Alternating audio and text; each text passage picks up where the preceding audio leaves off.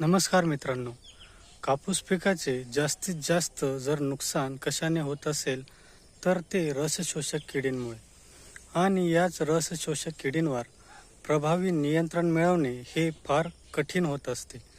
कारण की रसशोषक किडींमध्ये एका किडीसाठी दुसरे औषध तर दुसऱ्या किडीसाठी दुसरे औषध यामुळे यावरील खर्च देखील मोठ्या प्रमाणावर वाढत असतो. तर आता या सर्वांवर मात करण्यासाठी बायर कंपनीने ट्रान्स हे कीटकनाशक बाजारात उपलब्ध करून दिले आहे. तर या कीटकनाशकामध्ये प्रामुख्याने 2 घटक आहेत. यामध्ये स्पायरोटेट्रामॅट आणि दुसरा घटक म्हणजे फ्लोनिकॅमिड. या 2 घटकांमुळे हे कीटकनाशक दुहेरी पद्धतीने पिकामध्ये कार्य करते. हे कीटकनाशक आंतरप्रवाही स्वरूपात पिकामध्ये कार्य करत असते.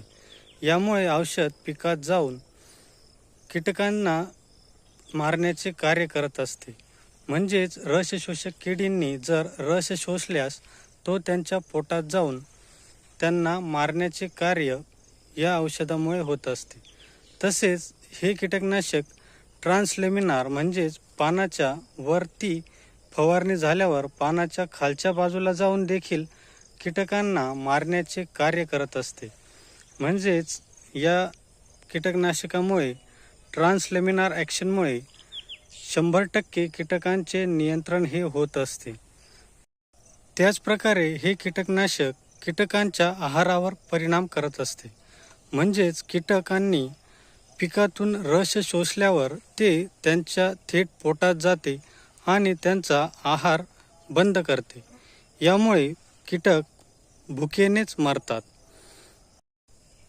तर म्हणजेच हे कीटकनाशक आंतरप्रवाही तसेच ट्रान्सलेमिनार व कीटकांच्या आहारावर परिणाम करून कीटकांना मारण्याचे कार्य करत असते. त्यामुळे हे कीटकनाशक कापूस पिकासाठी अधिक परिणामकारक ठरत आहे. या कीटकनाशकाचे प्रमाण आपण एकरी 220 ते 250 मिलीग्रॅम इतके घेऊ शकतो. तसेच प्रतिपंप याचे 20 मिली प्रमाण घेऊन आपण फवारणी करू शकतो.